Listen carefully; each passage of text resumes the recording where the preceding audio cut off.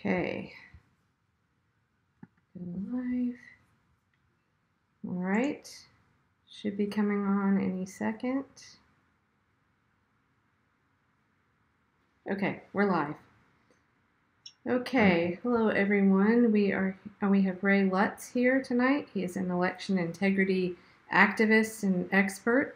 Does lots of good videos explaining all the things he's been working on in San Diego. But we're here tonight to discuss more about this article that came out on Motherboard about DARPA creating a voting system prototype. So give us just a second. We're going to share this out to a couple of other pages so that everyone can join in. And Ray, do you want to I wanted to introduce yourself a bit while I Sure. I can get started. Okay. So my name is Ray Lutz, as you said already. I'm with an organization called Citizens Oversight. It's a 501c3 nonprofit organization, nonpartisan. Been around about 12 years so far, and we've done a bunch of things. The main focus was to get people involved in their government, try to get them engaged civically. A lot of it had to do, what we found a lot of success was by going to local meetings and engaging on local issues. So many of these meetings, whether it's the fire board, the water board, the city council, the hospital board, I mean, there's all of these different groups. No one ever goes to these meetings. A lot of them are setting taxes and rates and so forth. And so we just said, because of long story I won't go into, but we just targeted that. The first thing that we hit was Blackwater, setting up shop in East County, San Diego, fought that for a year and a half, got the community won, and then followed them around for a while. Did a bunch of other little projects, just tested it in some groups to see if we could find scams, and we would find scams, just, okay, let's start going to this group, see what happens. And then we were involved with Occupy, San Diego. We got then after that involved with the San Onofre nuclear plant shutdown, which happened in 2012, January. Fought that reopening. They had to close it, which was good. And then we got involved in the mediation for who pays for it. And then also now the nuclear waste, dealing with that. So back from that Blackwater story I told you about, one of the things they did was recall the local planning group, which was a small kind of volunteer group that originally said okay to the Blackwater 834-acre, mercenary training camp. And they had a recall election, actually counted the votes by hand. I video recorded them counting the votes, and I thought, gee, this was pretty nice to actually, watch everything that was counted. And they were counting them by hand, so there was no way you had to trust any machines at all. Mm-hmm. And I thought, gee, that was nice to image the ballots. We could see them later if we wanted to, but it's hard to look at the video. It'd be better if we had images that we could just look at. Mm-hmm. So that's where I got started with election integrity. Okay. And being the background that I have, engineering background, computer science, and electronics engineering. So I take to this stuff sort of easier. Mm-hmm. And recently I've been exploring risk limiting audits, trying to find out exactly what that is and understand them. And I'm doing a pretty good job on that, but I won't try to get too deep into that right now. Would you like to, do you think you could explain that maybe in layman's terms, what that means exactly? Well, in essence, what they're doing is basically, let me just say this, almost any audit is better than no audit of the election. I'll take anything, mm-hmm. Let's look at something and see if it's right. And in California, they do a kind of a set sample, which is a 1% manual tally where they take 1% of the precincts, supposedly, hand count mm-hmm. them, mm-hmm. and then compare that to the computer report and see how it's doing. Mm-hmm. Well, 1% is not really enough it's not a large enough sample to really catch, statistically speaking, to catch things. However, I still think that if you're a fraudster and you know that there's some chance you might be caught, mm-hmm. then you probably won't even try if there's any kind of a chance you're going to be caught and found out. So something is better than nothing. The risk limiting audits. Do you mind? Sorry, I interrupt you for a second. I remember one of your videos where you were explaining, though, that there was something going on where they were given a heads up of where the audits were going to be in certain. Am I remembering that correctly? Well, they were leaving out a whole bunch of the. They were leaving out a whole bunch of the. Well, there's different groups of ballots that they can deal with, whether it's vote by mail or in-person voting, and they were leaving out a big section. And so it's like if the IRS said, we're going to audit you next year, but we're not going to audit anything after August 15th. Okay. So what are you going to do? You just put all of your fraud after August 15th and you're home free. Okay. So if you can identify where it is that they're going to be sampling from, okay, and you know they're not sampling from a certain set, you just go to that set. Okay. But the risk limiting audits, getting back to sort of explaining that, is that there's several different varieties of doing it, but essentially they're taking a statistical sample of the ballots. Some of them take like a random sample of individual ballots out and compare that with the computer report and see how they match. Right. That's the most economical one to do, but it takes certain infrastructure that most counties don't have at all. They don't have any way of pairing them up. The other thing is to take a sample and just total it up and see what the margin looks like, and that takes more ballots in the sample to actually have a confidence. A certain level of mathematical confidence that there's no way that this could be fixed. And they're usually shooting for say 95% confidence, which means there's a 5% risk that you would not catch a hacked election if it indeed was hacked. That doesn't mean that just because that 1 out of 20 are going to be hacked. It means that if it was hacked, then on those hacked elections, you wouldn't miss it. So there's some different approaches to this, but essentially the idea is that instead of having a set sample like the 1% manual tally has, the 1%, and that's it, and there's no escalation, there's no what if it doesn't come out? What if it doesn't compare? What do you do? There isn't anything stated about what they do, and so. These, I've seen a number of pilots that have been done. The risk limiting audits, the way they're doing them now are pretty complex. They're a lot of work to do. And so there's a lot of kind of danger that you're just going to screw up in the audit itself, let alone, checking the election, because the audit is really hard to do. You want the audit to be pretty simple and easy so that you can check the other thing, which should be harder to do. You want something easy to do in your audit, but they made the audits pretty difficult to do, and so it could be a problem unto itself. Yeah, none of this is simple. I mean, I've been kind of down in it for about a year now. I sort of became interested after seeing what was going on in the 2016 primary. I know a lot of that stuff had already been happening for some time, but the voter registrations being switched and everything else that happened, whiteout, people whiting out ballots. I believe that was in California. Do you know anything about? Well, yeah, that was right here in San Diego where Michael Vu was whiting out ballots, and they have an excuse for it. It's a pretty sad excuse in that they essentially have really bad equipment, and this equipment pulls the ballot through, and it only has a few sensors across the ballot. The ballot goes through the machine, and the sensors may trigger if they see a mark that's colored in. And it was especially when Bernie Sanders was running against Hillary Clinton in California, and they had a special situation where if you were a nonpartisan voter, a declined to state voter, you could ask for a nonpartisan ballot, but with that race on it. you wouldn't get the Democratic Central Committee races, some other races that were only for, real Democrats.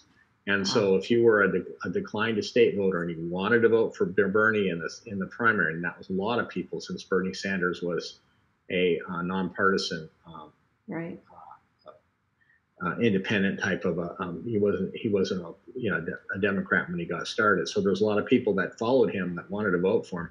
So sometimes they didn't have that ballot, the right one, and so they would have to white out if they voted for the Democratic Central Committee, they would white that out. But the trouble was, it was only one person doing the whiting out, no one watching, and no records kept at all. No logging, no reporting, no. And they said, well, it's whiteout tape, so you can just pull it up and look and see if that is correct.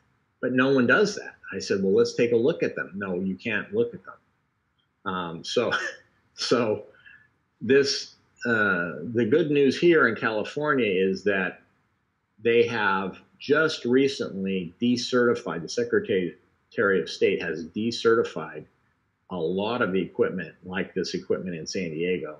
Okay. And, so that's going to hopefully get away from the whiteouts. Yeah, good idea. Okay, but now we have DARPA is coming up with a new system, and that'll fix everything, right? Well, they have. I guess they're going to spend $10 million. They actually are developing some secure computer chips that are based on some concepts with regard to not being able to hack into these computer chips. And they said, well, what should we do? How can we demonstrate this? Well, we could make a sort of a phony radar system and show that it could not be hacked into. But why not do voting and show that it can't be hacked into? Well, that sounds pretty good on the surface. But I'll tell you why it isn't that great. Essentially, the election scenario is much different than the typical military scenario, where in the military scenario or most security scenarios, you have trusted insiders that are running the equipment that are not going to subvert it. And then you have the outsiders and you have the enemy that is trying to, do stuff bad to your system. And so when you're running code and so forth, you want to make sure that those outsiders are not able to get into, and apparently this is mostly looking at the hardware. The trouble is that in election equipment and election systems, really there is no trusted insiders. Even the election officials are not really trusted. And so if you say, well, we have some really good hardware here that can't be subverted by, hackers. Yeah, but what about the person running it? What if they just go in and change the values? What if they just decide to run a few more ballots through that they like and, make it go for their, there's so many ways that if you had compromised workers, that they can really change the outcome of these races. And the real, the thing that I look at as the way to deal with this is to have as much transparency as possible of the actual data. I really don't care about whether it's open source. Everybody's, it's open source, therefore, we can check it and make sure that it's right. Right. Let's explain that a little bit more, because I think, for the non-IT people, when we hear open source, maybe that sounds dangerous to some people. So open source as opposed to closed proprietary, like what we have right now, where the election voting machine vendors don't have to show how everything works because it's their property. And also there's a good argument for that. Like, as soon as you show people how it works, and they're going to be able to possibly devise ways to they're going to find the vulnerabilities and possibly find out ways to take over or do what they want with it. So if you have a secret system that you don't know how it works, it's a little bit hard to find any of the vulnerabilities from that point of view. However, So let's talk about what open source is.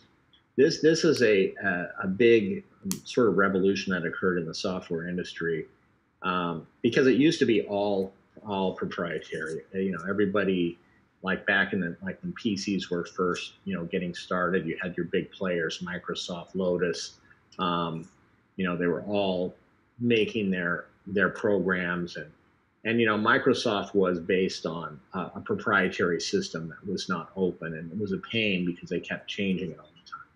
And then what happened to really upset Microsoft was, because what would happen, like let's say they had a company that was making something that was pretty good and might have actually threatened their position, they would just buy them, or they would take them to court and just kill them. So either you acquire them and you take them in, or you kill them. But you just, you know, by killing, you have a court case that goes on forever, and they can't do anything. And if you have those big gorillas, they can do that. The thing that happened was you had Linux came around, and this was an operating system originally based on Unix that was, you know, essentially open source. Nobody owned it. And you had like 160,000 developers developing it.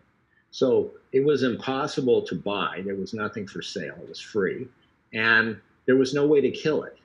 And so there was, you can't kill the 160,000 developers individually. So Microsoft found, you know, it was kind of like it morphed, like it automatically morphed into a competitor that could actually get around those will buy you or kill you threats. And so then that actually started to develop very, very strongly. And it turns out that Linux is much more reliable than, say, Microsoft Windows was at the time. I mean, it was, I don't know how they compare right now, because they've all gotten better. And there's always the threats from the hackers trying to subvert them. But if you have this operating system that, you know, in some cases the Linux systems have been running for like 10 years without ever having to be rebooted. You know, you don't get that from a PC. It's going to need to be rebooted now and then because it loses its mind. I used to have to reboot mine every day through Windows 3.1. It was pain. Now they're better. But essentially what they found was that if you had a piece of software that was used by many, many, many people, like Linux, and there's other examples, then it was enhanced so much better, and it was improved all the time by all of these developers, and it was much stronger and usually better software than the software that was done from a proprietary company. Now, that doesn't apply if you have a niche product, something that isn't heavily used by a whole bunch of people. If it's some niche product, then there aren't enough people interested in it to really enhance it through that process. But it still can't. Now, open source isn't necessarily free. It is usually you can get a price for downloading or getting it, but the source and for installing or upkeeping it, you know, a lot of these companies, as for example, Red Hat sells a version of Linux, and that's their model, is that they sell this, you know, a little bit more because they have the support and everything else that comes with it then. So it isn't necessarily free, but if you want to develop something, instead of, say, going and getting a Microsoft Windows and hoping that they've fixed it, you could go and get the Linux operating system. Right. Now, with all that said, let's take a look at the voting system situation.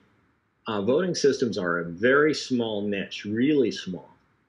They're not used that much. Like every, you know, couple of years they use them.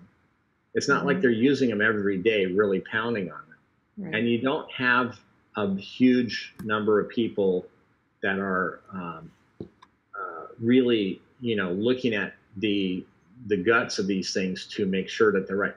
So open source doesn't necessarily mean anything to me in that scenario. And so if you say, oh, well, we're using open source, it'll be open source. Well, that's fine. We can take a look at it. Maybe we can learn something. But does it mean anything? Does it mean it's going to be secure? No. Does it mean it's going to be better than anything? No. all these things. Now, does it mean that perhaps it's not going to be possible for a company that might be subversive, like Diebold was in Ohio, where they said, yeah, we're going to give the election to Bush over Kerry in 2004. Mm-hmm. And there's no way to track that because a lot of those machines there are what they call DREs, mm-hmm. a direct recording electronic machines with no paper trail, nothing. Right. So then if you can just change the numbers, no one can ever tell. It's easy. Mm-hmm. Mm-hmm. And Michael Vu was part of that in Ohio, am I right? Michael Vu, the guy that's here in San Diego, was in Cuyahoga County in 2004. Mm-hmm. And two of his subordinates were convicted of absentee voter fraud. That is, they were supposed to do a recount of these, what we now call vote-by-mail ballots. Mm-hmm. And when they did the recount, when it came time to count the ballots, they noticed that all the ballots were ordered, like all the first, roughly half of them were for Bush, and the other roughly half of them were for Kerry. And they said, wait a second, this never happens in real life. Right. You're not going to have, all the voters came in first for Kerry and then all the ones for Bush. It's never, ever going to happen. Right. I mean, statistically, it's such a small chance. Never, ever happens. And they said, how did these get like this? And they had to admit that they had pre-stacked, pre-counted to make sure that it was going to come down right. So they admitted it. Mm-hmm. And they were convicted. He wasn't charged, though. But then, he says, I didn't know or whatever. And then it was appealed. And in the appeal process, because the courts are actually, in on it, if you will. I mean, they report to the same county. They're usually not that independent. Mm-hmm. And so in the appeal, they said, well, what harm did it do? It was just an audit. And so we're going to basically throw it out. And now they say, well, it never happened. Mm-hmm. It was a frivolous case. Well, no, that's not true. They admitted it. All right. Mm-hmm. So then later, Vu was asked to resign. Within 2 months, he comes over here to San Diego and is hired as the assistant registrar. Now he's a registrar of voters. And he's done a horrible job. We sued him for leaving out the absentee, the vote by mail ballots. They're required in the election code. It says 1% manual tally of votes cast. Well, it doesn't mean some of the votes cast. It means the votes cast. You have to assume it means all the votes cast, unless it's going to say something. Mm-hmm. Plus, how do you do a percent of some of it? 1% of the people. It's not 1% of some of the people. It's 1% of all the people. That's how percentages are done. So, but he was doing 1%, but leaving out, in the case in 2016 primary, 285,000 ballots out of the audit. We went in there and asked him to include 8 more sets of ballots. Basically, they call them batches. 8 more batches. That's all he had to do. To tally a batch might take half a day. They're about 400 ballots. I mean, how long can it take to tally 400 ballots? On average, it takes them about half a day. 4 people sit there going through very carefully and make sure it's right. So they had to do 8 of those. And it turns out with the cost of people doing that, just, basically volunteers paid whatever X dollars per hour. And I figured it would cost $3,200, but let's say it's less than $5,000, right? $5,000. He said that's all it was going to cost them, less than that, to do that job. Instead, he said, no, I'm not going to do it. Respectfully, he says, I decline your request. And so we respectfully sued him and took him to court, went through a 3 or 4 day trial, all this discovery, months of work. They have their attorneys paid this whole time and probably cost them hundreds of thousands of dollars. And all this time and effort, they could have dispensed with this for $5,000. Why would you do that? Unless you're really hiding, really worried. Right. That's what I'm thinking. Yeah. They're really worried about something. Otherwise, why would they go through all this? So they lost. Now, the judge would not force them to go back and redo the audit, unfortunately. But it was still a win, so that from then on, they would have to do that. Okay, so he's still in the same position that he has? He is. He is. And it's an appointed position. There's no way to get him out through any kind of election process. This reminds me of the whole Brenda Snipes thing. I mean, you know, it was she was at least elected. You know, this is not, this is a position that isn't even elected. It's just appointed. She was originally appointed, I believe, by Bush. I don't know the exact history, but I think she was appointed originally.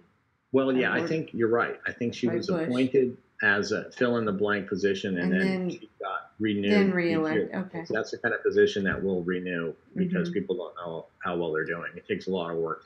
But at least there's an option to take them out if somebody wants to really. Yeah, but there's just not enough oversight, it seems, over these election officials. I mean, because there's no reason. I don't understand why she was still employed. Well, think about it, though. Think about it.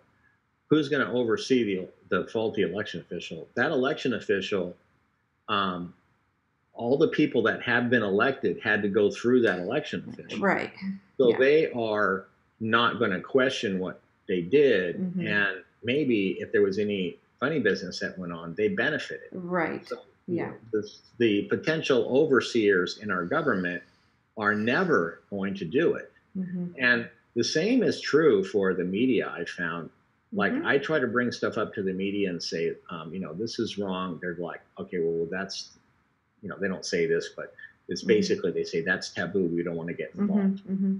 And so you have it not being covered by the media, so people don't know. You have, and the media, they feel a responsibility to say, well, we don't want to make people feel uncomfortable about voting. And that would be, you know, a ethical dilemma that they have. Like, should they cover a problem with the voting systems and with the election officials, and that might dissuade some people to vote, and then they could be castigated for, you know, inspiring inconfident, you know, no confidence in the system, and then people not voting.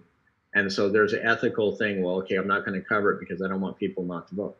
But that's a bad.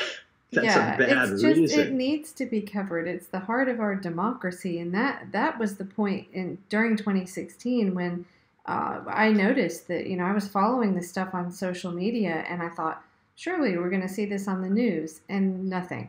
And that's when I really started questioning. We did get some coverage at first, but it was usually just like, okay, here's this, you know, sort of crazy man who is trying to recount the votes from 2016. Isn't he stupid? I mean, that's the kind of coverage that we would get. You would get like a local news. Like, spot, what is it, Sour Grapes? He's only there because he doesn't like the outcome, blah, blah, blah. Right. You know, we've been doing this long before, you know, we were doing it for every election, not just the 2016. The people were watching 2016 very carefully. For the people, especially newer voters, who hadn't been in the other elections. Right. But, you know, we did, and then when Obama was elected, who wants to question that? You know, it's like all of a sudden, all the progressives that I normally hang with are like, okay, well, you don't want to have to, you know, what are you trying to do? Question it and say that McCain, I guess, was the challenger at that point. Do you think that he should have won instead? Are you working for McCain? No, and we're not working for any party here. Well, you bring up a very good point, and I think that this is something. It's kind of a split, I believe, in the progressives and the establishment or traditional Democrats, because I think the problem is you've got a lot of election integrity people that have done a lot of really great work, and they've been in this for a long time. And then you've got a lot of people like myself. I mean, I knew about Ohio, but I really wasn't paying that much attention. I kind of came in at 2016. And you've got a lot of younger millennial voters that's the point where they started paying attention too. And what Right. you have, unfortunately, I think there's a bit of a bias within the election integrity community that is definitely more pro-Dem and maybe a little unwilling to see that, like in the case with Tim Canova running against Debbie Wasserman Schultz, I think there was really kind of a pushback to not want to come out against Brenda Snipes because it can't. In this last, November, it became a very red versus blue thing. Right. Well, And they were using her. Well, let's face it, Brenda Snipes was blowing it. yes, And so, yes, and then so the Republican governor says, we're getting rid of this Brenda Snipes. Well, that's good. But then to install, their replacement, I don't know actually how that's going to pan out. But this is the kind of monkey business that goes on all the time.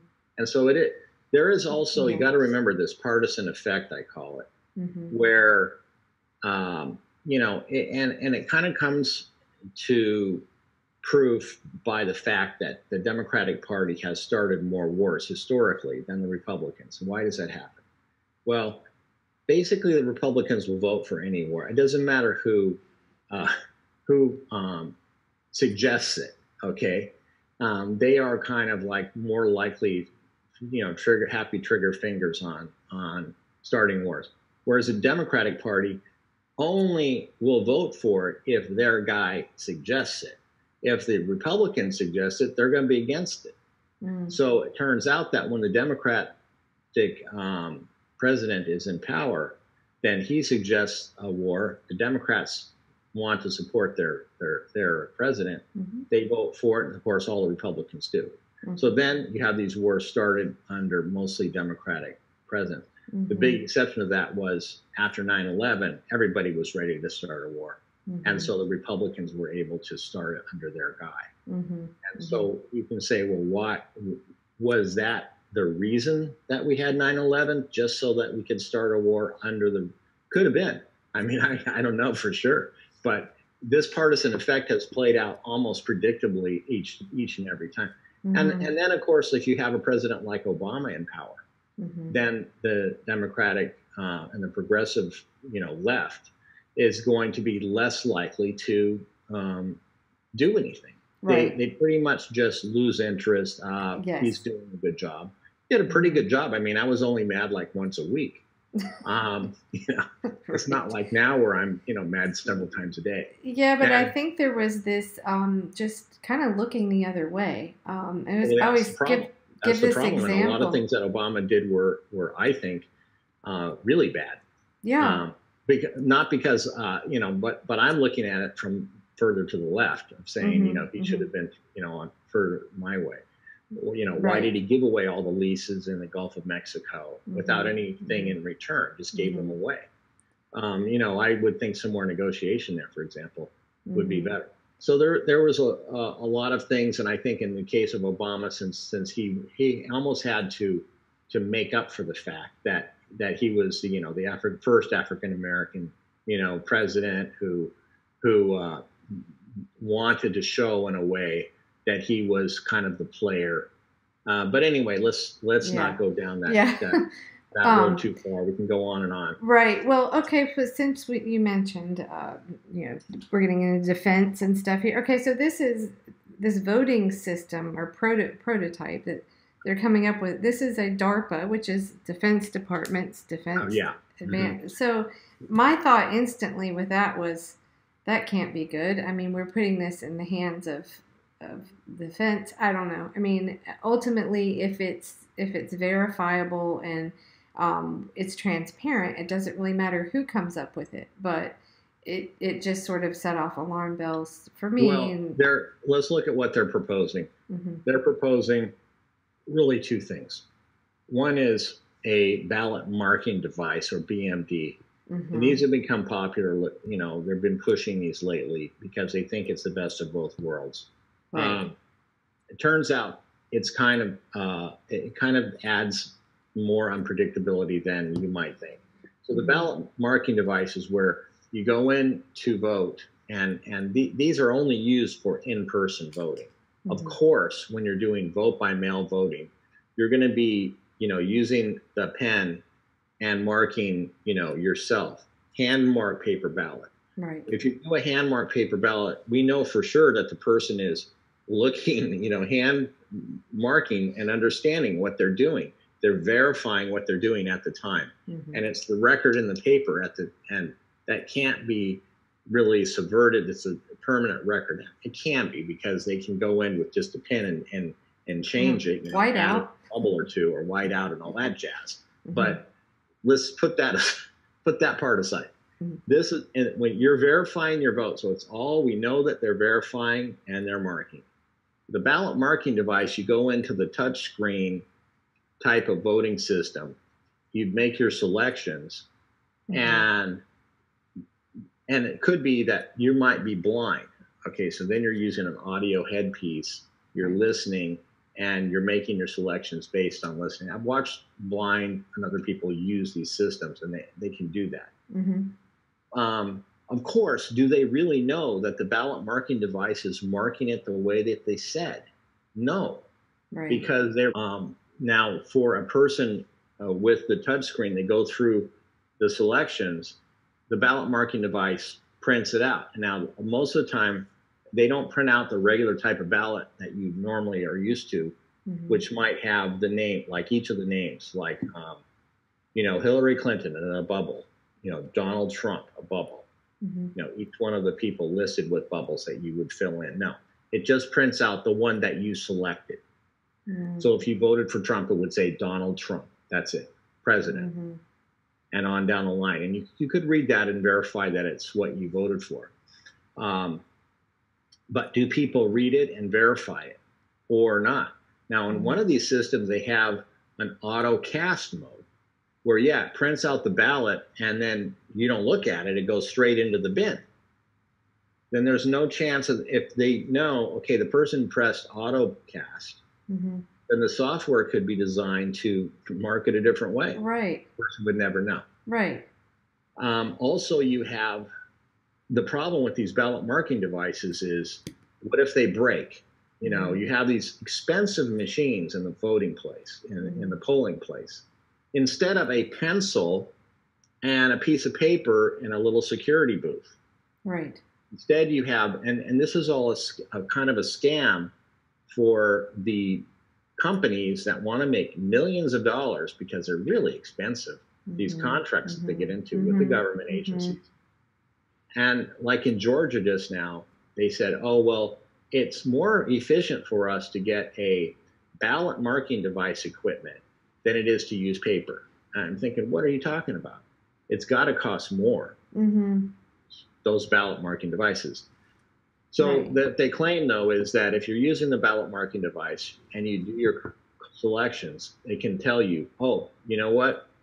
You voted for too many right here. You're not going to be able to vote, cast that, because you've got too many voted. Or it at least advises you that too many are voted. I think you can still cast it even if you vote for too many. But it will say there's too many voted for here, or maybe you missed this, you didn't vote for anyone. But then, is that going to be right? Is any of the software stuff that you rely on also relies upon it being right?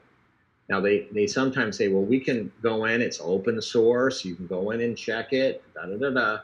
But do people really do that? When's the last time you went in and checked some open source code to see if it's correct? Mm-hmm. I mean, people don't generally do that. Right. They figure someone else is doing that. And that would be somebody like me. And I'll tell you, I can look at code even that I've written myself and not really understand what it's doing. Mm-hmm. It's just work.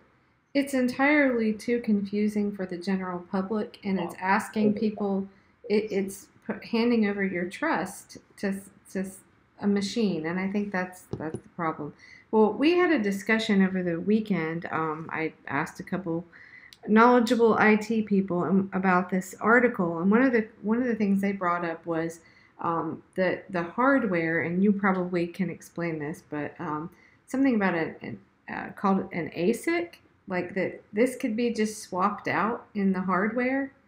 Does that make sense to you? An ASIC, it means ASIC, means application-specific IC. Mm-hmm. And these are usually semi-custom hardware. They used to be, in the old days, you would have just standard ICs, and you would basically put them onto a big circuit board and then interconnect them. Mm-hmm. And then you would have custom ICs where you would design it from scratch, and you would have CPUs and other systems.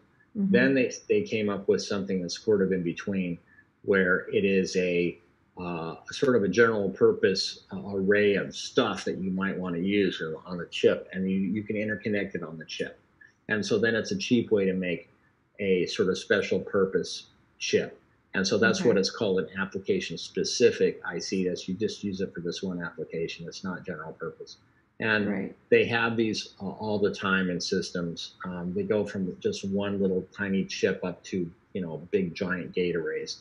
Well, yeah, you could swap that out. Yeah, you could have one system where a DEF CON, this article says, well, they'll take it here and they'll let them look at it. But if it's something that could just be changed easily later, where are the checks and balances on that? It just... Well, this is the point, is that, forget whether the system is correct or not. Let's say it is. Let's say it's all correct, and it produces exactly printed ballots the right way. Well, then when it comes into the election office, they can maybe leave a bunch of them out, add a bunch, change the values in their final tally. Unless you go back and can actually go back and get to the actual ballots and verify that those tallies actually match them. And that's the risk limiting audit concept, statistical sampling, so that you do actually go back to the paper or some sort of immutable. And this is why I like ballot images. Now, a lot of the equipment coming out, the new stuff, and a lot of the new stuff in California that's going to be implementing coming up, pretty much all the new voting equipment is based on taking full ballot images, just like a snapshot, like you might, scan a document. Right. A whole bunch of pixels that looks just like the document on the screen. That is something that they just can do to all the documents, all the ballots. And then the good thing about that is that you can actually secure that data by publishing the hash codes, so that there's no way that you can change it without the hash code changing.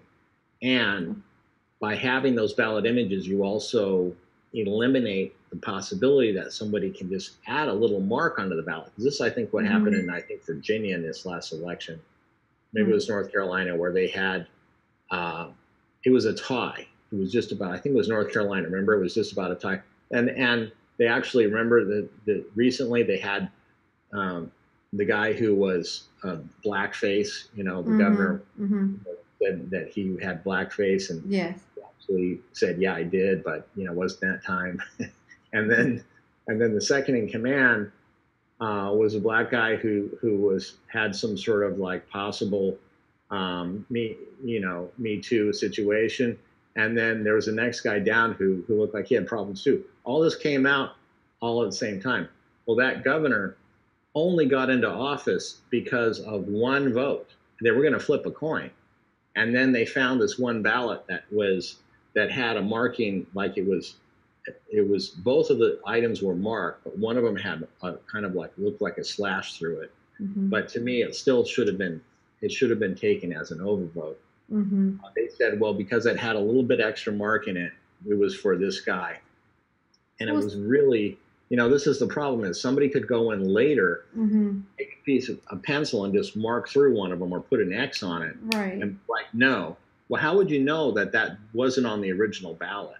Well, so if you had a way where the voter could verify the ballot image, that yes, that ballot image matches what I did. Well, at least if you had the ballot images that were secured, then the public could take a look at the ballot image and compare that with the ballot and say, gee, the ballot image that was taken a while back when it was first received doesn't have that mark in it. Where did the mark come from? You can kind of diagnose, well, the mark wasn't in there before, so you can't, we think somebody altered this. But then if you could even do that, no one would try.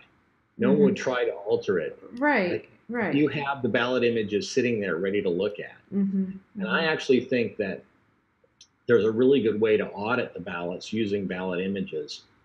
And it's simple.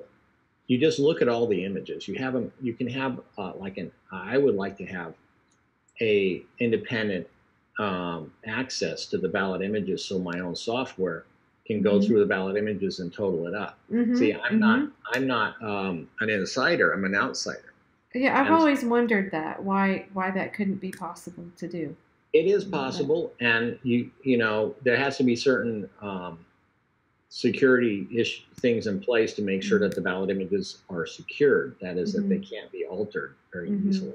But even if they could be altered, the thing is that there's a big vulnerability in these voting systems, and it happens when what they call the cast vote records. Okay, the cast vote record is once you take the ballot and you look at the marking and you extract it and then put it into a form that is simple, like, okay, they had a vote for Donald Trump or Hillary Clinton, 1 or 0, versus a bunch of digital bits over here that you have to interpret.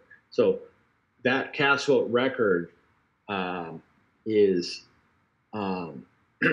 like the computer report, okay? And that's what they're totaling up to see who won.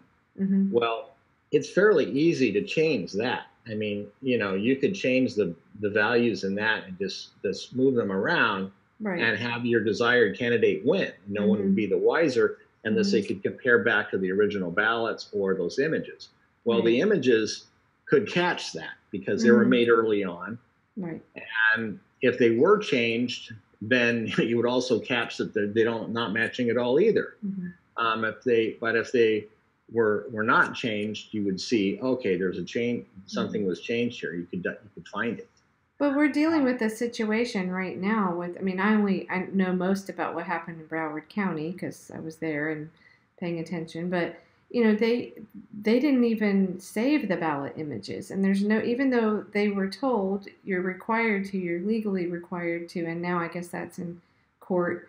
But when the election officials aren't turning the machine on to save the ballot images, and then in that particular race in Florida's 23rd district, to get a put in what's called the public records request.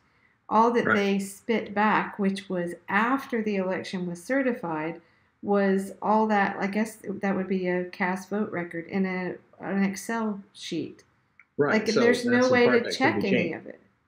And this is the problem that of course in Florida and New York, you're supposed to be able to have access to the ballots. Of course, she destroyed the ballots, didn't she? So you know she covered her tracks there, and she saved the images so that nothing could be tracked.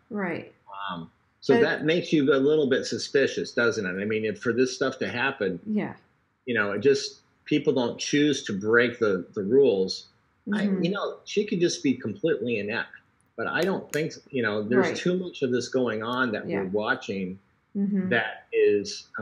You're saying, well, is there that much ineptitude, or is this, is this actually fraudulent activity? So in that case, we couldn't prove that anything was done. There was some, like the law of large numbers kind of analysis that came out. I don't really respect that analysis very much because I just don't believe that you can necessarily learn that much from that sort of analysis. But it could be helpful to do, a statistical analysis of the results to see if they don't square up to what they should. So this is, now, there's an example where New York and Florida, you're supposed to be able to get to the ballots by public records request. California, we're not able to get to them. Yeah, what is the story there? So they're sealed. They're forced to save them, but they're sealed, and so you can't even. What's the point? For federal elections, the election offices around the country have to preserve the ballots for 22 months. Excuse me. And here in California, the election code, which is a pretty old bunch of law, like way back from the 1800s. I'm sure it was revised and rewritten just so it sounds good, but it's not revised very much. So they have these. The old school was kind of like the government owns all of its own stuff and the public can't get at it. And so you had that change in California in 1964. They had the Public Records Act passed. And this happened around the country. Florida has a very good sunshine law of the same nature. And what it does is it acknowledges the fact that in a democracy, the public owns the government. And so therefore, the public owns everything the government creates, including all of its documents and records. Right. So we have a right as members of the public to go in and ask for public records. You can do that, and it's a very powerful thing to do as a citizen. If you want to get some information, you say, well, I'd like this information, these documents. They have to respond to you within 10 days typically. Sometimes you'll get them dragging their feet. Well, you need to clarify. We're not sure, and then so it can take longer because they know how to spin it out. Yeah, you know what happened in Florida? Wait, keep talking. I'll read this part off to you in a second about that, about getting the public record. It was not that easy. No, it wasn't, and they don't make it easy. In fact, they get training. The public officials go to training sessions to learn how to avoid giving up documents. And, they do? Yeah, they do. I did not know that. Okay. Yeah, they say how to deal with public records, how to basically drag your feet as much as possible. They don't say that. But basically, they don't, it's costly for them to do it. So they want them to respond and still be in compliance with the law without actually doing anything. So in the case of California, we had the Public Records Act law in 1964. And then in 2004, we also had a state constitutional amendment. And this constitutional amendment then revised and added into very early on in the Constitution that they, as a matter of the constitutional basis, they respect the fact that the public should get at the records and that we own the records. And that any laws that existed previously should be interpreted so that the public would have maximum access. And so in the public records law, essentially it says, basically, as I said, this is in a democracy of access. Then it has a whole list of documents and reasons that the stuff that they're not going to give up. So and most of it makes sense. Like if it is has personal information, has social security numbers, stuff like that has to be redacted before they can give it up. And so there's like health records, employment records, or certain things that are not given up. But in this case, it's ballots that have no personal tie. I mean, they're anonymous. They are public records. They are not explicitly exempted from the Public Records Act disclosure. And the only reason that they're not being disclosed is because of this old law that says that they were sealed. So what happened was, after the 2016 primary, we sued Michael Vu, won that, as I mentioned. That was appealed. We actually lost that appeal because they changed the law, AB 840, which is a recent, was it the year after that, like as soon as we appealed it, then they started to secretly change the rules so they could leave out those 285,000 ballots and avoid counting those last 8 batches that would only cost them $5,000. So think about it. All of the work that they did to make sure that they could leave these ballots out from the audit. What does that make you think they're doing? Well, it sounds... If they're going through that much work, there's some... I think there's something going on that isn't good if they're going to spend that much time and effort to do that. So that was that case. Then during that trial, we discovered that Michael Vu, he originally, you have the polling place ballots. Of course, those are all organized by the precinct automatically because that's where people are voting. So they come in boxes that are by the precinct. The vote by mail ballots come in kind of randomly, right? And so they're not going to naturally be all sorted by precinct. So they don't sort them. What they do is they just combine them into a box, which is a batch. And then they process that. Now, there's an indicator on each ballot as to what precinct it's in. So they know how to put it into the correct precinct. The machine can do that. But basically, you don't have them organized by precinct. They're in these batches. So what they did was they chose 1% of the precincts, and they chose 1% of the batches of the first set of vote-by-mail ballots, but not the second set. And we said, you have to include the second set. They said, no. Well, those are batches. So after I asked for them and had filed a lawsuit, Michael Vu hired a whole bunch of people, I think 40 people, to go in for a week to these sea of batch boxes of something like 700 boxes. Then they went through each box and pulled the ballots out to combine them into precincts instead of just doing the batches. So this is another thing that bothered the hell out of me. Why would you hire 40 people to work for a week when you originally selected batches and that's the way you were going to do the audit? Why not just do it that way? Again, I'm thinking something is going on. Then we noticed that this early set of vote-by-mail ballots was the only set where Hillary Clinton won in San Diego by a big margin. The other sets, she didn't win by a big margin. And so had she not won by quite so much in that first one, she didn't even have to lose. Bernie Sanders would have won the primary in San Diego.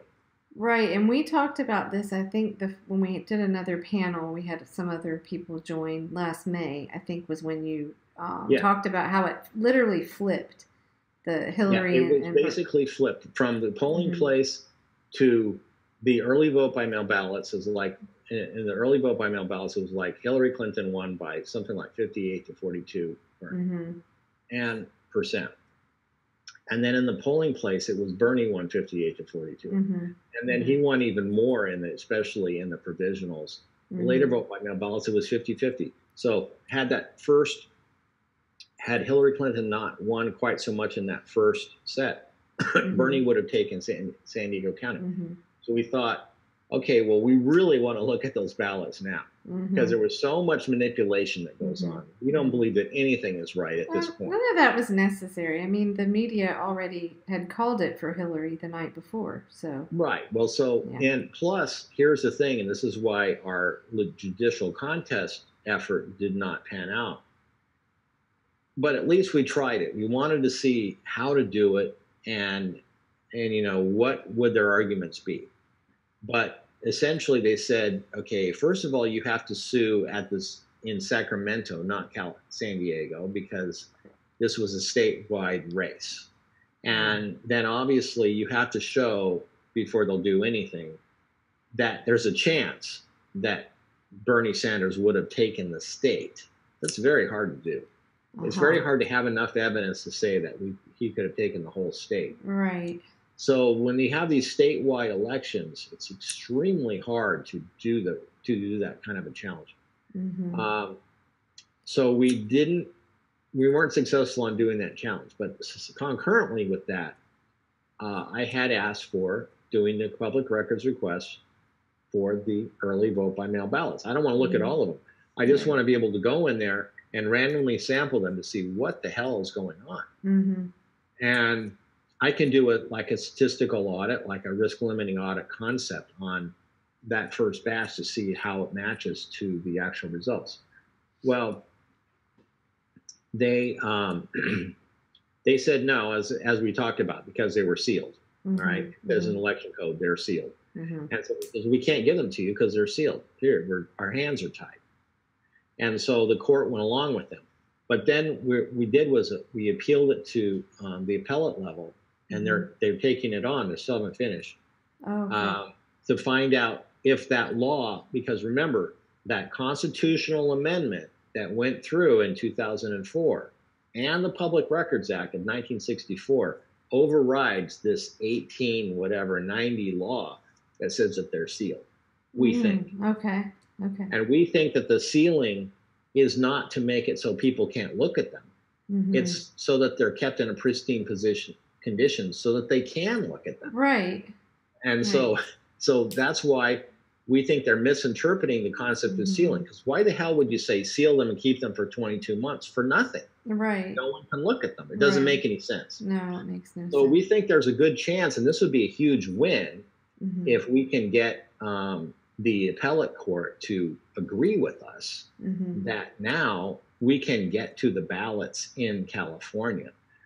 Because that's going to just completely rattle the cages of all of these election officials. I mean, they're a slimy bunch. They put in this law to change the rules so that you didn't have to do the second half of the vote by mail ballots. It was a disgusting display. Well, in Florida, it made me think of the rule. They've got this rule where it's like if there are any votes in any category, like between 1 to 9 of provisional ballots, then you don't have to show you don't have to put any of the numbers in any of the columns for any of the votes. I'd have to, I can't remember the rule, the exact. Is it a party? You mean, is it the party-based voting? Because some states do that. I don't think. No, it's supposedly to so you doesn't give away the voter's identity, but it's this crazy rule where and they're supposed to change it. Yeah, they can't give you the ballot if you can find out who they are. And sometimes that'll happen. I mean, and it's sort of unavoidable in some cases, to find out how you voted on something. Okay, but if everybody votes yes on something in your precinct, they're going to know that you voted yes. Okay, actually, here it is. It's 1S-2.053 states that the supervisor shall aggregate and record for each precinct the total number of ballots cast by all voters voting in the election, with subtotals for each candidate and ballot type.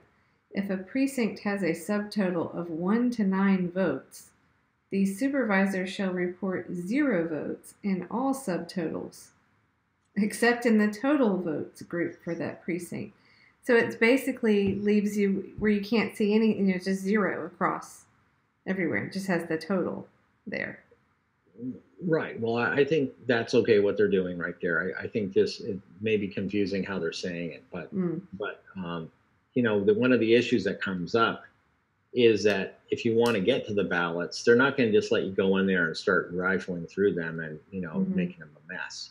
They're going to want to very carefully help, and probably they handle the ballots, and that's okay. I mean, they're going to destroy them in just a minute.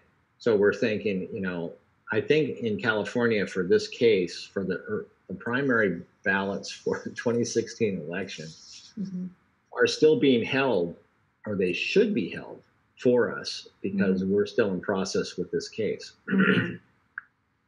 But, what you're pointing out there, I think, is that they definitely, in many cases, it's up to the registrar to make sure that you have a sufficient number of people grouped to get together. All of the campaigns and everybody, they want to have kind of an idea of what they're working with. Like, this precinct is mostly, Republican leaning, that one's more Democratic leaning. And so where are we going to go? Where should we put our effort? Well, these days they kind of have everybody sort of profiled, like it or not. We're in these big databases. They know where we shop. They know where we, the banks know how much we spend on this and that, and what credit cards we use, how what our bank balances are. All of that is, part of the big databases in the sky. So, like it or not, you are, each person has been profiled. And these elections have profiled everybody. They have the official data, then they've added all of their own, data along with that. And so now it's down to pretty much they know how you're going to be voting on things. So I don't think that there's a big loss. Like there's a kind of a push. Some people are really concerned about ballot anonymity, the privacy of the ballot, right? Making sure that you can't be paired up. But now in California, you can take your ballot and take a selfie, of your face and how you voted. That's now legal. Oh. And so, if you want to reveal how you voted, that's up to you. I mean, Now, some people, though, they don't want to reveal how they voted, and so they should have a right to have it be kept private. So I wanted to get back really quick to about I found this thing about the public records request. So, and this was actually in some emails that I saw. So what we did last year in talking with candidates is we started suggesting the latter part of the year, look, you can put in a public records request and just, find out, get that information for yourself. But what we discovered in Florida's 23rd was that, okay, for example, one response to a public records request was that it was going to cost about $500 because it was using clear ballot cataloging and indexing software. Plus, it was going to take about 40 hours of time at a rate of $35 per hour. So these are public election officials, and these are public records, and they're putting up these obstacles and these barriers to people to say, to charge them whatever they feel like. It's going to take us this many hours, where it just seems to me that this stuff should just be readily available for the public, for the candidate, but we have this complete lack of transparency, and it doesn't sound to me like this DARPA, this system that they're going to come up with, how is that really going to change that transparency? This is my point. That's my point, is that the DARPA thing is really a red herring. It is not really going to solve anything, because even if they had, as I said, even if they had really, really, really, really robust hardware that somebody can't hack, well, then what about the people running it? The insider, yes. What about the data once it comes into the system? Can that be changed? What are the protections against just changing all the votes however you want it? They're not covering any of that. No. Now, I will say that I think the ballot images really goes a long way to opening this thing up, because they can't tell you, oh, we can't, we have to rescan them at so much per hour, and we're using the ballot, clear ballot software. The Clear Ballot company does ballot image audits. That's their business. Maryland, in this last election, did an audit using the Clear Ballot approach. Right. And they loved it. I mean, it was basically, they said, we're not giving you any information. There's a whole bunch of ballots over in the corner. Get to it. And so Clear Ballot just, nothing was in order or anything else. And so they had to rescan them. They scanned them all and came up with their own number and compared it with what the register had. I mean, that's pretty good the way to do it, because you're completely independent then. Right. Now, if you have the images that are made by the registrar of voters or election official, can you trust those? Well, can you trust the paper? I mean, what things can you trust and how much? I mean, if you can trust the paper, you would think that the images made from that paper and then secured right away so that no one can change them would be pretty much just as good. And in fact, you can go back and check them, sample some of the paper, compare it with the images, and see how well they look. And I'll tell you, it's much, much harder to monkey with the whole images than it is to go into just a database with some numbers and increment one number and decrement the other one. Right. I have heard this debate. I mean, there's a kind of heated debate about that. I mean, there are a lot of people that say, yes, it's not that hard to alter an image, but it is more difficult than, as you said, just altering. It's a little bit more difficult, and plus, if you that they're usually not including in their analysis is the fact that these ballot images can be digitally secured using cryptographic means, kind of like what Bitcoin uses. So you can secure them so that if they're ever changed after that point, you would be able to notice it. And thereby pretty much eliminate the opportunity for people to change them after that point. Now, there is a time between when you have the paper, assuming the paper is a legitimate representation of what actually happened. In just a second, sometimes that paper isn't. This case in North Carolina, where they had to throw out, was it North Carolina? Where they had to throw out they had to redo the election. Oh, right. Yep, that's here. That was because of the vote by mail ballots being harvested and changed before they were ever put in. Right. So all of these auditing methods and so forth, whether you image them or not, are all for naught. Right. Because ballots themselves were modified long before they were ever put in. So the auditing methods wouldn't catch that. They're not enough to catch that part. So what would you, I mean, what is the answer? I mean, it's very discouraging. So, you know, as I said last year in interviewing, talking with all these great grassroots candidates, we mostly had Democrats, Independents, and Greens, one or two Republicans that were kind of libertarian. But, you know, they're all basically, they're grassroots up against the machine. And, you know, what can those candidates do? I mean, I feel like recommending a public records request is really kind of, I don't know, I don't want to say pointless, but... Well, we have a long way to go. Yes. But there's a few things that we should absolutely require. One of them is, as I said, hand-marked paper ballots, not the ballot marking devices that you get in here. That's really key because at least you have a chance of auditing things. Right, right. You have a chance. And everyone seems to be on board, on the same page with that. So why can't we get it done? They're finally coming on board with that. But trust me, there's a lot of jurisdictions that have the older machines with no tracking whatsoever. At the same time, realize that most jurisdictions are really small, most of them. And so they just hand count the ballots.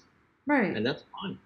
Most of them are like that. Right. But then when you get into the big ones, which is a smaller percentage, it's only like 2% of all of the jurisdictions have half of the votes. And this is why, the, kind of the popular presidential vote is a good idea. Because if you look at the map, and forget that red painted and blue painted map where they show, oh, look how Republicans are dominating. No, it's only these little tiny urban centers, a little tiny specks around the map that have half or 60 or 70% of the voters. Not in these vast regions of just ground. So, it's a government of the people, not of acreage. Now, so those hand-marked paper ballots, I believe we need to have full ballot image machines that take the whole ballot image with secured images that they get secured right away so that we can look through those images and validate the election. And, we can just do that on the internet, have the images there and have 100,000 people that are interested, say, let's go count them. No software required. But you have to have at least the images there because going to get the ballots, as you just mentioned, very costly and difficult. But it still could be done. We saw the Al Franken election where, he only won by a few votes. And they went through online, I watched it, where they took the ballot up and said, okay, here's what it said. Here's the ballot, and here's what we think it says. Let's go to the next one, and so forth. And then there's only a few of them that were off. Now, in the clear ballot operation, they actually come out with, like, these are the most difficult ballots to interpret of the, 500,000 that were in the election, of the million. And you can go through and see what, you can help make sure that they're being interpreted correctly. Same with, so I think the ballot images are really important. Now, the risk limiting audits are, as I said, they're kind of a complex thing to do. And so there's many ways to screw it up and they have to be watched really carefully. So they could be, for the vast majority of elections, though, elections are usually fairly wide margins. The average, sort of the typical margin is like 25%. Right. And so if you're saying, well, we really only need to worry about stuff that's less than, say, 10% margin, that's still ways off between the candidates. 10% is getting, so you're kind of close. Usually 5% or less is when you're really thinking, yeah, maybe we could have a chance of flipping it. Then you really want to check it. But 90% of the elections are over 10%. So the vast majority of elections can be checked with these risk limiting audits. And frankly, we're not really that worried about all those. We're worried about the close ones. And risk limiting audits don't do those very well. They require a ton of ballots to be checked. And so they just kind of break down. At that point, you have to go either into a full hand count, or I think ballot images is a way to do that. You do look through the ballot images and validate those to make sure that they're matching. So I came up with an approach because, again, oversight is absolutely necessary. Right. If they say, oh, we're doing a risk limiting audit, we took our statisticians in the back room and we looked it over and everything is fine. We give ourselves an A+. No. You know, so they're also rating themselves. So how often is it going to happen that the election official decides that they want to turn themselves in? It's like not going to be too often that they actually do that. Right. So then we have to be watching and understanding these fairly sophisticated risk limiting audits to make sure they're being done right. And right now, almost nobody is doing them to any degree to know how they're going to do them very well at all. And there's problems like, okay, we're going to go get a random ballot for you, but you can't watch it. I'm just going to go in that back room and pick one up for you. Well, wait a second. We need to watch them do that to make sure that they're picking it randomly. Because it's fairly easy to fix these risk limiting audits just by either in the comparison type, choosing ones that you haven't modified and they're always going to match, or in the type where you're doing totaling up the margin to see how much it is, just always picking the guy that you want to have win. And it's going to come out like, let's say you fixed the election, so you flipped it. So you know, the guy who apparently won really didn't win, but he's looking like the winner and you fixed it. All you got to do is go in there and always pick ballots for that winner that you force. And it's going to come out and verify, yeah, he did win. Right. So if you got to watch that random selection now. So there's a lot of these very tricky steps in the risk limiting audits that if they just do them, you know, if we're not watching them carefully, we're going to end up with, everything's fine. We did a risk limiting audit. That's the gold standard, blah, blah, blah. And it could be that they're just still fixing the elections and we wouldn't know. So I think what we need, honestly, every candidate that I talked to about this was very interested in finding out more. You know, a lot of them didn't know even, you know, what machines were in their district. They were very interested in all of it. And I think if we had a coalition of candidates that were willing to fight for these same things and get behind these efforts, you know, locally, maybe someone in their campaign could be on board with kind of doing what you're doing, you know, across the country. I think, you know, it's very weird, but I haven't found any appetite for that at all. Really? The election, the people running for office don't want to like challenge the system that they're going to be elected with, because they figure, you know, I don't want to bite the hand that feeds me or I'll never be fed. Well, I guess we have different kinds of candidates. I mean, most of the candidates that we talk to that have signed the candidates with a contract or contract for American Renewal, they're very, it's anti-big money, and they're just trying to represent the people, and I think they are interested. I know there was one candidate, I think he must have been in California. I think I saw him on the election scam clearinghouse page, named Raji Rob. Does that sound familiar? Right. He's a, you know, I guess he was running for Congress in a district in LA. And didn't he record some of what was going on? Yeah, well, he was one of the very few people that turned up at the random draw of the 1% manual tally audit in Los Angeles. Mm-hmm. And then I did do an interview with him to find out what was going on, because his results were very much different from what he had expected. Now, it's very hard to know. Right. And you know, here's the thing about LA. They have the 1% manual tally, which you would think would be pretty good. And in fact, in that you would have the ballots and you would have the computer report or the cast vote record report. And you would just tally these up by hand and then see if they match. It should be that simple. What they do, though, is they tally them up. Then the guy who's in charge checks to see if they match. If they don't, they just don't say, well, we found something. They instead take that bunch of ballots and then accentuate the marking on them, run them back through the scanner, get a new report, and then throw away the old report. And now compare with this new report that may be very different from what the original results were, and say, gee, they match, everything's fine.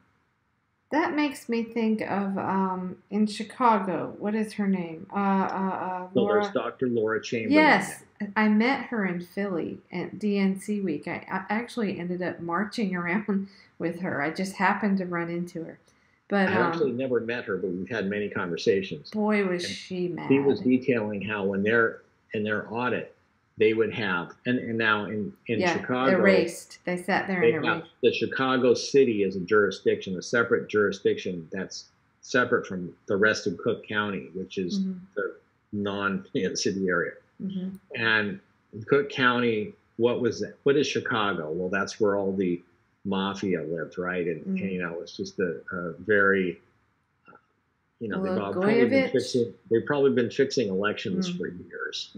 And so they would have them mark the ballot and have a little marking when they were supposed to stop in the audit, so it would match the result. And even if there was more ballots, they wouldn't count them. Right, and she described watching them erase Bernie Sanders tallies. But so anyway, I want to get back to the. I just feel like there is hope in getting these grassroots candidates on board, and I think if they don't feel like they're just flying solo, I mean, I have to say, Tim Canova really stepped out and fought. But there aren't a lot of candidates. They don't want to be labeled a sore loser and all of that. But I think if they all sort of banded together and said, okay, well, this is not about proving, my election was stolen from me or anything like that. We're just fighting for the transparency so that we can actually know, so we have those results. And I think that that's something that, I know some candidates might not be on board with that, but I think a lot of them would be. But we need to get everyone kind of on the same page for what those demands are. Well, I think it goes a little bit beyond the candidates too.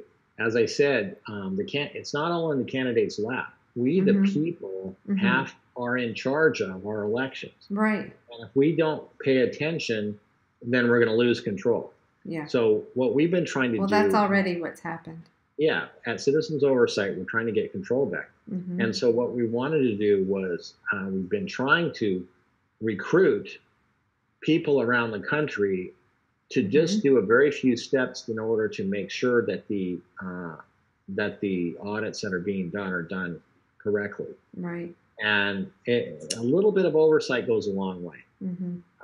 One of the things, like, I get the idea that you're in Florida for some reason. Are you? Oh, no, I'm actually live in North Carolina. So okay. I was in Florida during that. Right. So we've heard a lot about Florida because it's a swing state, and they have this sort of weird audit methodology where they only audit one race out of all of them, and so they pick a random race and then audit it. Well, gee whiz, if you were down there in Broward County where Tim Canova and Debbie Wasserman Schultz were, then all you got to do is make sure you don't pick that one, and you'll never find anything. Yeah. So they do stuff like put a little piece of paper in a hat and, almost hold one off to the side. You don't know what's going on. Sleight of hand would be so easy. When in San Luis Obispo in California, I went up there to watch them do their audit, and they came out with a bowl full of little slips of paper, and they said, yeah, all the precincts are in there. I said, well, are you sure? They go, well, we put them all in. I go, well, I didn't get to see that. So let's take them out and verify that they're all in there. So they said, you got to be kidding. You want to do that? I go, yep. So we started laying them all out to count them up. Turns out 3 of them were missing. Like 3 precincts weren't even there. Of course, he was red-faced. This was after I was almost arrested for having my camera in there. You know, the thing is, the random draw does not reveal anything. It is a random process where you're just drawing a number. It should be something that's all filmed and live streamed. San Francisco does it. They don't, you know, make a big deal about it. We don't have to do it, but we try to get cameras in to watch that. Well, one of the problems, though, I mean, I know I was there in the Broward County Board of Elections headquarters, and I mean, it just looked like a zoo, and there was a big glass thing. We couldn't get in, you know, supposedly there was a Florida statute that said that, you know, representative for a campaign could go in and like be in that room and watch. Well, they wouldn't let us back there, but I can tell you from my perspective anyway, even if we could have gotten in there, I don't know how we could have possibly told what all was going on. Well, they don't actually do when they do an audit, and it's not like the ones in California where they actually count the ballots by hand. They just run them back through the machine. Right. And what the machine says. And then on top of that, if they happen to have the Secretary of State might say, well, this race is very close, and so we want all of these particular counties to recount that one. Now, that recount is just putting the ballots back through the machine again. Right. If they do that, then they don't do any audit. And the only thing that they actually check when they put them back through the machine are the ones that are either an overvote or an undervote. They trust that the machine is doing everything else right. But even if that was all done correctly, the problem is they could very easily just not pick the race that they have already fixed. So that's a really hokey system, but at least they're auditing something. In Florida, a lot of these states have no auditing whatsoever. But it just seems, I mean, this is such a huge battle, and as I said, I've only really been in it for about a year. But we can do all this stuff on the local level, but when okay, so DARPA's coming up with this prototype, and then it said they'll be they're not selling these. What is this company? Galois in Oregon. It's Galois. Galois, excuse me. Okay, so they design it, and then it will be available to the other voting machine vendors to build it, right? And then, well, the fact is that what they're producing there is far, far from any kind of when these election districts buy an election management system, they're called. Most of that system has nothing to do with counting the ballots. It has to do with so many other things that are required, such as who's in what precinct, where are the boundaries. There's this geography thing about drawing the boundaries and which house is where. And then there is, deciding how many people should be in the precinct, not in the precinct, which all the management that goes into, and then the registration rolls, who's on the roll, who's off the roll. There's a lot of stuff that goes on there. Now, I did learn about something that's kind of new, that's interesting. It's called ERIC.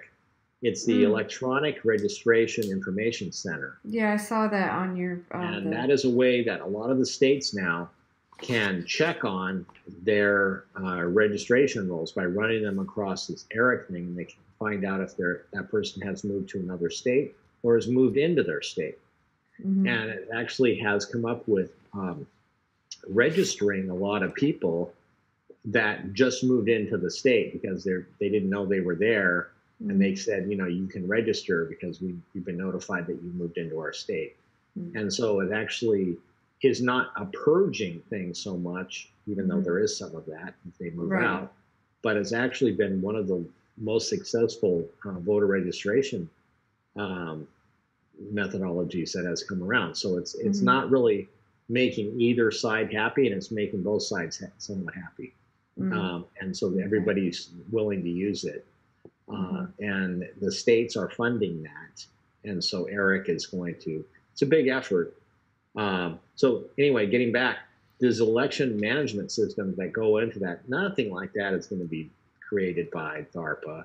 DARPA is mostly working on a really esoteric hardware change, secure hardware stuff that might be applicable to a machine, but really it's not my biggest concern. My biggest concern is not whether that CPU could be altered by a hacker. Right. It's whether the results could be modified by the insider election official. Right, exactly. And I just don't see what that changes. So what do we do? What are the steps? If it's... Well, I don't think we should write that off as completely worthless, but I'm just saying that people should not be willing to just stand down and say our work is over because DARPA is now, working on it. Essentially, that is... There's so many things going on in terms of, I think the risk limiting audit effort is good. It's going to be able to deal with most elections because they're not very close. And then we're now moving to machines that make these ballot images, and we can hopefully get them secured and use those to validate the elections as well. We've got to continue working. This is actually... I think we're going to make progress, especially on that core part of just counting the votes and making sure the ballots were counted right. But then as soon as you get that right, it's like, squeeze a balloon. Another part, as soon as you hold this part, then, it comes out somewhere else. And so then they're going to be attacking another area. Now in California, we have same-day registration. That's an important aspect because that eliminates a lot of the registration scams of either making it hard to register or, having a deadline that's super early and people forget. Now, on the day of the election, you can go in and register and vote. So it eliminates almost everything. Right. So that, but then there's still the mishandling of ballots, as we saw recently in North Carolina, where they had to throw that election out of the Congress member. And redo it. I wanted to ask you, sorry, it's a little late in it now, but I did want to ask you what you thought about HR 1 as far as, do you think it has any teeth at all to fix these issues? I like HR 1 a lot. But specifically with the voting machines, obviously they're addressing important issues like gerrymandering and voter suppression, but as far as doing anything to put the power back in the hands of people instead of these voting machines where we're all having to blindly trust it. Well, they weren't super specific there, but they did mention paper ballots with the paper. They did, but and correct me if I'm wrong here, but I believe it was hand counted, or the way it's worded is it's like hand counted or with a counting like machine, to have some kind of tabulator. And isn't that usually where the fraud happens, is in the tabulation, in the counting? Well, it could be even if you count by hand. The thing is that I'm not a proponent of all hand counted paper ballots. I know Tim Canova's been pushing that, and other people as well. I just don't think it's practical in the really large districts that like the one we have here in California. And it's just not going to happen. No one's going to do it. Also realize that in California especially, and other areas in the West, we have a lot of vote-by-mail ballots that are not going to be processed by a machine, and they're not something that you can very easily hand count by those precinct workers. Those are coming in. In San Diego, they start counting those 10 days before the election. And it gets totaled up in the machine, but nobody can see the total until, election night. Then they spit that out and say what they've gotten so far. How are you going to do that by hand without people kind of knowing how the election is going? You'd have to wait until election night before you start doing any of them. And then it takes, like now here in California, like 2 or 3 weeks after the election before they have the results, because of all the processing required by the vote by mail ballot, signature comparison and validation, and then actually doing, adding the count to the tabulation. Well, so Los Angeles has 4.5 million voters. Yeah. And, if you say, okay, now we've got 4,500 precincts, I can't do that in terms of providing oversight to 4.5 million, 4,500 precincts. Just providing oversight. How many people can we get to watch these things happen? It's not enough. I can't get enough people to even just do a very little bit of watching. Right. Well, so if you were to design, let's just say you were to design something where there is a candidate coalition, what things would you like to see? Just some more of that, of people actually going and witnessing and recording things? What do you think would do the most to fix this or to move in that direction? Because that's what I'm hoping to do, is to continue to talk to candidates that are running again in 2020 about this. And I need something more than just put in a public records request, because that's just obviously not enough. So, well, what do you think? I'm not, as I said, I'm not going to be able to sit here and say, well, this is the slogan that will fix it. No. Because that would be like somebody who wants a simple slogan that says all hand counted paper ballots is the way to go. That would fix a lot of the stuff. But as I said, I can't oversee that. I don't trust precinct workers either. I mean, why should we automatically trust that people in the precinct will do it right? Now, the thing is that if they were corrupted, then maybe it would only be 1 or 2 precincts. It'd be hard to change the election because so many people. Yeah, that's all valid. But you have a problem, is that people are inherently very, very bad at counting things. We're just not good at it. And machines are really good at that. We should be able to use the machines when they can be used effectively. And so that's what I'm for. I'm for making use of the machines when we can use them. But we just have to watch the results, make sure that everything is visible. So that's a very high level of transparency. We do want to have audits, and a risk limiting type of statistical audit can work in many cases. But then when it's tight, we're going to need those ballot images. Now, I was proposing, in 2008, a thing called that we're now calling the Open Ballot Initiative, which is where you have the images are available to people who want to go in, get the ballots. They have to be secured, as I mentioned, and then you have other groups that rerun the election themselves and compare with what I remember seeing that registrar does. Then you're still not leaving it completely within the registrar. I think that's kind of going to be the way it turns out, but the registrar needs a way to validate it for themselves so that they feel comfortable certifying the election. And so they can use a risk limiting audit to do that. But then we still need that mechanism so we can go back in and take a look. The problem here is it's kind of like dealing with either spam or hackers in your computer. There's never a time when you can say, this is the solution that will handle all hackers. This is a solution that will, this is the lock that if you put it on your door, nobody will pick it. There is no such thing. Right. Yeah. And so no matter what we do, I think the key here is maximum transparency so that we can see as much as possible. And if we see a lot, then not very much can be done. Right. Doesn't matter if it's open, closed, any kind of source code. I don't care. I want to see the ballots and I want to see the results so that I can compare them myself. And then we can develop our own software as a consortium of citizens and then check the government how it's working. And then if they're not doing it right, then we can bring that up and challenge it. Right. That's the way it's going to have to go forward, Mm-hmm. probably for all time, Mm-hmm. because Mm-hmm.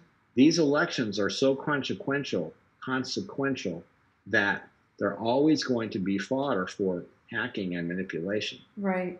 Right. But I think right now, I'm glad you've mentioned it several times that it's the insider hacking that's more concerning. I mean, I think there's just again that sort of a grassroots versus the establishment, at least on the left, because there's all the the foreign interference is what the focus is right now. You don't hear a whole lot about inside.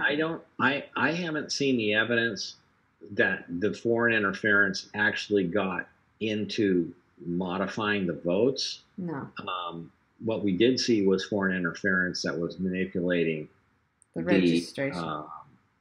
No, I don't think they were doing anything except there may have been some purges and stuff that were done just by some activists, but basically that foreign interference appeared to be disclosing information.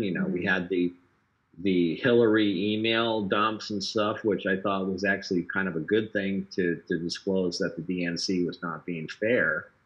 And we never hear about that much. We always hear about how the Russians were hacking and it hurt our election. Yeah, but they don't really say exactly how it hurt us. Now, no, it's misleading on purpose. I think it looks like Trump had this tower that he was building in Moscow, and they were actually working on that deal before the election, and so there was a lot there may have been some manipulation of facts and certainly social media scams that were put out to make it look like a whole bunch of people were going in one direction or another. I see this QAnon thing going on. Like, who's behind all that? Yeah, that's... I think that there's a lot of manipulation of social media that happens. There's so much misinformation that's going around now. But it's been going around for years. I mean, there's the 28th Amendment that's still floating around since 2009. That's just a hoax. And I still get it from people saying, here's this thing I just got. It's brand new. What is it? I think I've missed this one. Well, that's the one where they say we're going to pass a new amendment that says that Congress has to be treated with the exact same laws as everybody else, and they're going to have to pay into Social Security, and they're going to have to be subject to the Obamacare and stuff like that. And they are anyway. Okay. And so and they say usually Warren Buffett suggested this or something or other, and then they say send this to all of your friends. Send it to 20 of your friends. And so it's still circulating as if it's a new thing. Now, Snopes.com actually has been pretty good about, for those simple things that you just say, okay, well, this isn't true. This has been circulating since 2009. It's the easy way when you get stuff like that, just check on it and see if they already have it in their database. Okay. So I want to ask you one more question. Sorry, it's getting late, but so I think I messaged you about this a bit. The certification process for a new voting system. There are a lot of hurdles with that, and obviously there are different guidelines, federal and then state. The federal stuff confuses me because it's voluntary, but anyway, you mentioned, I don't remember the exact number you said, but I guess because of the cost of the testing, is that really the biggest hurdle to I mean, obviously... Let me just say this. I don't really think that we should have all these voting machines. I don't think we need them. I think we should have hand-marked paper ballots. Again, there's no need for a voting machine if you have that. And then all you're talking about is counting them. Right. And get a lot of this stuff off the shelf. You just get a scanner and you scan the ballots, right? And you're making those images. Right. Now, there's some software that goes along with managing, where you're putting, how you're naming them and where you're putting them and so forth. But that's not the voting machine that goes into that polling place that they still want to make. And so the Election Assistance Commission has this voluntary voters guidelines they're voluntary because it's the federal government. They can't tell the states what to do. Right. But essentially, they're saying, okay, here's how you certify a voting machine. And they only talk about machines, and the pencil and paper is not considered a machine. Mm-hmm. So they don't talk about what's the security of, voting with a pencil and paper. Mm-hmm. They talk about only a machine, a touch screen, or, the different things that came about after the Help America Vote Act that happened right after the year 2000. Mm-hmm. And they went gung-ho into, oh, right. Then, of course, you have the companies that are frothing at the mouth over these big contracts. Of course, yes. And so this is what it's all about is, Mm-hmm. okay, well, gee, we want to support these companies, and this is a good thing because can't be exported. These Mm-hmm. things have to be developed in the United States. And so therefore we have all these guidelines that they have to certify, and then we have them go round and round the block, and then we pay them to do all that. Mm-hmm. And so maybe that's just make work. Mm-hmm. I mean, it's like, okay, we need to give people jobs. So what do? We have all this criteria, and then say you have to meet the criteria and we'll pay you to do it. Mm-hmm. And you can do that because they're going to pay you to do it. Mm-hmm. You get the contract, and you can develop the system that meets their criteria. Mm-hmm. The problem is it's a niche. This is a Mm-hmm. very, very, like if you're in the computer business, Mm-hmm. this is such a small niche that you don't care about. You're never going to want to get involved in elections. Mm-hmm. Right. You figure that these companies that make computers, they're spitting stuff out like there's nothing. Mm-hmm. Every second a disk drive comes off, and 10 of them come off in a second. I mean, it's just making them so fast, it's ridiculous. And then also you have, the volume of stuff going on in businesses like Amazon and the like they're pretty much consuming all of commerce now. Mm-hmm. They're really, is Amazon interested in elections? No, because how do you make money on this? Mm-hmm. It's such a small thing compared with the big thing that they're doing. So it's very, very hard to do it. Yet these companies are, getting involved. Here's DARPA doing this Mm-hmm. thing. It's great that they're doing something in this elections because it's true. There really isn't enough going on in this area. So Mm-hmm. even though I don't think that, like I'm saying, I'm cautioning you, don't get all glossy-eyed over, this is going to solve everything. Right. The DARPA contract is not a bad thing. It's a good thing to think about all this stuff. It might turn out that it will help them in their other defense-related equipment, but will it actually help elections move forward? I don't really think so. Mm-hmm. Right. It might to some extent, but as I say, they're not really concentrating on the right thing. Mm-hmm. And so ultimately, it's each Secretary of State decision, right? What new voting machine they might purchase for their state, right? It's even worse than that in California. It's like every county gets to decide. Okay. So they have that, but they have that power to decide, right? I mean, if they wanted to go... The Secretary of State does have the power to set up criteria by which in California, by which the counties can then purchase their stuff. Okay. In other states that are smaller than California, they tend to have a little bit more systematic, the whole state follows suit. Mm-hmm. Mm-hmm. They have one set bunch of machines. Mm-hmm. Because remember, a state like San Diego County is number 2 in the state of California Mm-hmm. in terms of number of people. Mm-hmm. The same number of people as Iowa, and is larger than 21 states. Right. Just San Diego County is larger than 21 states. Mm-hmm. All of Iowa has the same number. Well, you would think, just think of the impact that Iowa has in the election. Right. That state gets to decide a lot. What about San Diego County? We have the same number of people. What kind of state do we have? Nothing so far. Mm-hmm. Well, they moved up the primary in California to March.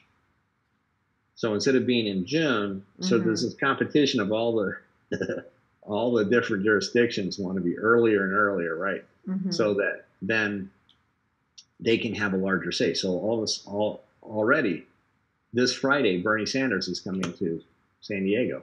Never before have we had any candidates show up here until very late in the game. Why should they come to California? It's not a decision state. Mm-hmm. So what is your latest that you're waiting back results on the case? When will that be? Let's see. Trying to remember your most sure. recent. You know, they've submitted it, and so I can't really tell when it's going to be. It should be soon, and so we'll be announcing that as soon as we get it. It's a long battle. I mean, I applaud all of you guys that have been in this for so long, just plugging away at it. It's just sort of mind-boggling. All that has to be taken to court, and just, yeah, I know there's no easy solution, and it's a learning experience too, because you know, it's very few attorneys know anything about election law. It's like very rarely do you find one that knows anything about it, and it's a convoluted and sort of icky area that's it's very hard to really know what the laws mean, and you know, the courts don't help you do anything. You have to drive the case forward yourself. So what keeps you going doing this then? I'm just a bit of a fool. Yeah. Well, I mean, you've made a lot of progress. Yeah, well, that's the thing, is that I do see, like, I did run for office a couple of times. If you fail doing that, it's a lot of wasted time. But doing this kind of stuff has been pretty satisfying, in fact, in the light that we've actually been making progress. We've actually had wins. And you feel like you're actually making a difference. You're actually making changes. You can see the changes occurring. Right. And, you know, nothing else really does that. I mean, yeah, if you get somebody running for office, you get them in, but then, you know, they're corrupted by the system. They don't really turn out the way you want. Maybe they can vote on things, but nothing really changes. So it's hard to say, you know, if that works, like the political machine that we have. Right. With all of the issues with the elections and stuff, it like doesn't really work. Then you have the campaign finance. Everybody gets bribed. It goes through the system. They have to take these bribes. They get corrupted. By the time they're in there, a completely different person that you don't even recognize. Right. So does that work? Doesn't seem to. And in a lot of areas, there's no chance, that the area I happen to live in, there's no chance of getting anybody good elected out here. So we just had to start going to the meetings and saying, okay, we're going to watch them like a hawk, so that we can find out what's going on. And that worked right away. You can have so much impact by going to meetings. And I always like to suggest to people, like, just pick a meeting around your area. Pick like whatever you're interested in. If you like water, go to the water board. You know, it's only like twice a month maybe. And so you're going to something twice a month to just sit in the room, watch what they're doing, try to understand. It takes about a year of going twice a month to kind of understand what they're doing, get the lingo, get the code down. And then you can start at any time. You see something that looks goofy, that's the wrong thing to do, you get up and talk about it and say, this is the wrong thing to do. And it's a big difference if they're saying, our great idea, there's no member of the public that objected, you know, they all loved it. Or a member of the public stood up and objected to our great idea. You know, that's so much difference there. Right. And I was told by insiders that when I objected to things and it was so clear that it was wrong, they had to like not do it. That they said, you know, we really like that because we can't do that. The insiders that are the staff, they can't go up against their boss and say this is wrong. They'll be fired. But a member of the public can come in and say that's wrong, and they go, "Oh, look, it is wrong. You know, we're not going to be able to do it. I can see what the member of the public says." And so then you have change happening very quickly. Right. Well, it's shining a light on this stuff, and as long as everyone's looking the other way, then they'll continue to do whatever they can, you know, get away with. And it's actually fun to do. I mean, actually, a lot of the local governments have taken all the fun stuff away from the citizens, and they do it as part of their work. And so they get to put it in the parks and decide where things are going to be. And, you know, those are really fun things to actually think about and talk about. That used to be part of you know, being a citizen in life, you could go to town hall and talk about what you want to have happen. This doesn't happen anymore. Right, right. There isn't that actually feeling that, except that you get to vote these people in, you don't have a feeling that you're really taking part in making decisions for the community like you used to have. Well, I'm going to quote George Carlin. It's one of my favorite quotes of his, is behind every cynical person is a disappointed idealist. So I like to try to keep the idealism alive. And for me, it was just really inspiring to talk to all these candidates all of last year. I've got a new one candidate that just signed, candidates with the contract, the anti-corruption contract, tomorrow. His name's Kenny Belvin, and he's running as a Democrat. New York's, I think it's 16th. But anyway, they were really inspiring to me, because it is easy to get cynical and about all of it, because it's such a huge battle, the fighting the machine. But I believe a lot of these candidates, you know, they've committed to not taking big corporate money, and I think they really, you know, they all repeated the same things, really, whether it was about healthcare, environmental issues, just everything. They wanted to really represent the people in their district. So I think there is a push. I'm glad you're doing that, because I'll tell you, I ran for office a couple of times, and you get a lot of questionnaires from all these sort of right-wing agenda groups. The NRA comes in, they want you to take their, you know, get a score on their thing. You have, you know, you have people writing in all kinds of stuff asking, what are you going to do about this? And a lot of them, you can see, are obviously organized. I didn't know that the ferret group was so, you know, well organized in terms of allowing ferrets to be kept as pets. I mean, this is a big deal that I learned about. You know, you learn about it. So just realize that these candidates are hit up with all kinds of questionnaires, and they're all mostly from the right. And what are your views on this, and so forth? And you put them through either the, you know, the right to life, or the, you know, as I said, the gun lobby. All those had lots of questionnaire, and very few from the left were doing questionnaires in terms of what is your views on this, you know. And you can do it to not just the people that are taking the contract. Send it to everybody and say, what are your views on this issue? And find out. And for one thing, they probably aren't being asked that in that way. You know, they're not being asked in that way. They're being asked in a different framing, the right-wing framing to things. They don't get the left-wing framing. Well, so CWAC is an anti-corruption contract. CFAR, and we have a lot of candidates signed both. But CFAR is actually, I guess it's really left populist, but really each item on there is supported by over half of people polled. So it's really not, that's not even really partisan. It's just what really most of America supports. So it's like, why can't we get those things done at least, you know? Well, it's true with gun control. I mean, most people are for reasonable gun control. Right. And yet we have the gun lobby that's been able to really have their way with the politicians. I'll tell you another initiative I kind of like, and this is going to have, I'm going to have to get off the air here, but this one proposal a while back that when I was running for office was to bring the candidates home. And essentially it means that you would allow them to do electronic voting on many issues and to come to their districts for a lot more of the time. And then interact electronically with the things before them. What that allows them to do is then contact their people that they're representing a lot more and the lobbyists a lot less. Just think about how much harder it is for the lobbyists. Usually they can just door to door.